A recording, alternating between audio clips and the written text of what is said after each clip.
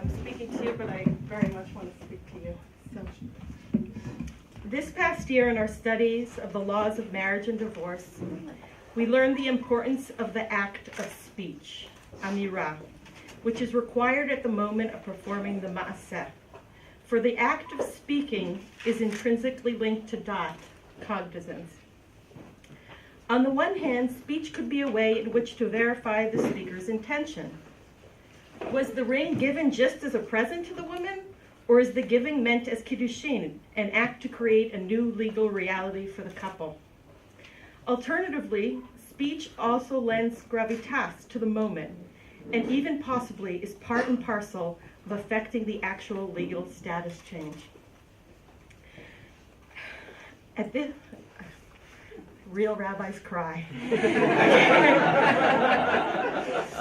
At this transformative, life-changing moment, I would also like to speak in a way that reveals my innermost thoughts, feelings, and intentions about receiving smikha. And so I'm going to speak from the heart. And the only thought I have in my mind at this moment is deep, deep gratitude.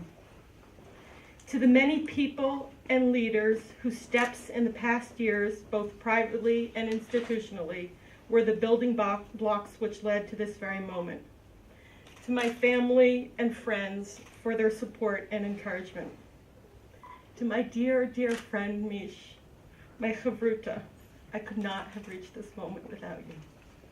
But most importantly, I feel intense gratitude to you, Rav Hector and Rav Sperber.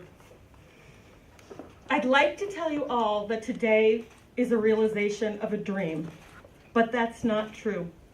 I never, ever dreamed of getting smikha. I actually didn't believe it would ever happen. I actually can't believe it is happening.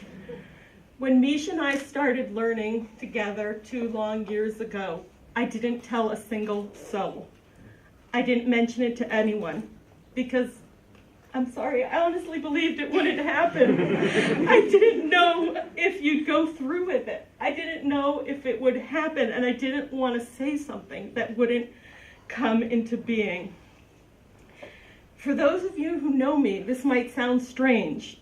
I dedicate most of my life to thinking about, learning about, teaching, writing about the status of women in Judaism.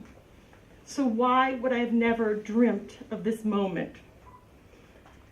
I'd like to explain that to you, because I think that's the main message that I want to talk about today.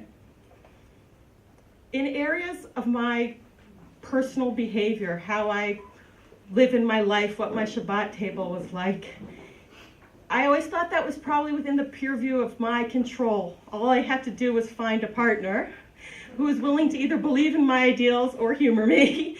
Not an easy task, but luckily I succeeded on that level in finding David.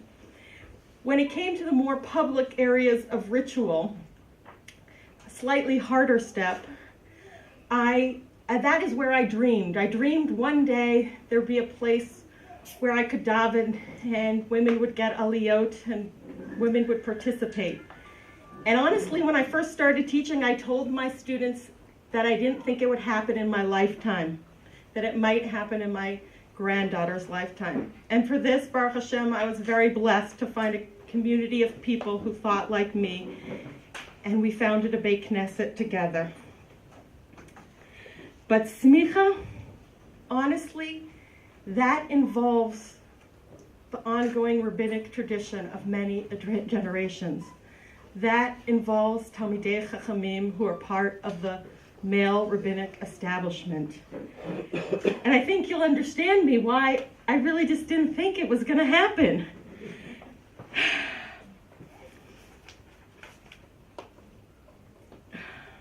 I have to tell you, honestly, there was a point in my life where I kind of mocked smikha.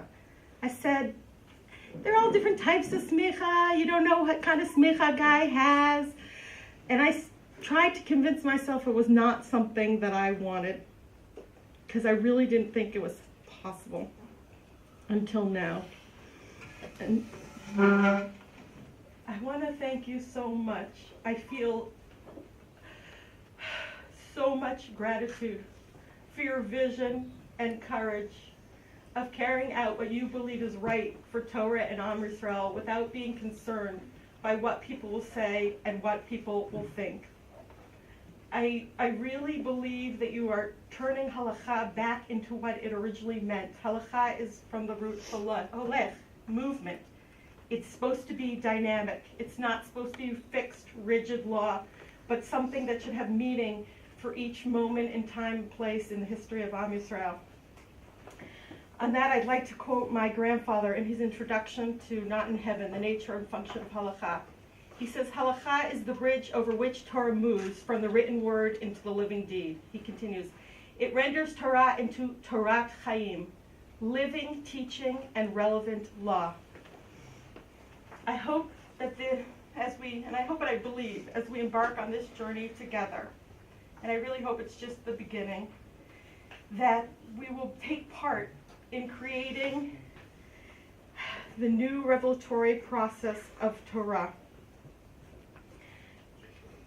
I feel so, so blessed to be your student, and I really hope I can do justice to the awesome task you have handed on to me. Lastly, I want to say one last thing. When I moved to Eretz Yisrael, I did so because I believed that this is where the unfolding of the Jewish people was happening. And if you wanted to take an active role in Jewish history, you had to be in Israel. It was kind of a vague thought that I had. I didn't really know what it meant. Right now, I feel an incredible zchut, probably one in which I am not worthy, of having the consciousness of a significant moment in the history of the Jewish people.